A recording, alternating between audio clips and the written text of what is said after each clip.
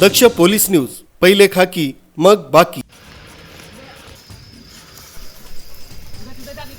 इगतपुरी येथील खालचीपेठमधील विहिरीजवळ असलेल्या ओढ्यावरील वनसंपदेला लागलेल्या वनव्याला श्री साई सहाय्य समितीचे साईसेवक अश्विन धांडे, स्वराज शिंदे, सुरेश वलकांदे, राहुल शेटे यांनी आग विझवण्यासाठी शर्थीचे प्रयत्न करून आग आटोक्यात आणली।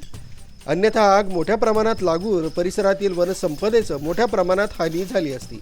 याची झळ झाडावरील पशु पक्ष्यांना देखील बसली असती। साईसेवकांच्या या धाडसाचं सर्व स्तरातून कौतुक होत आहे।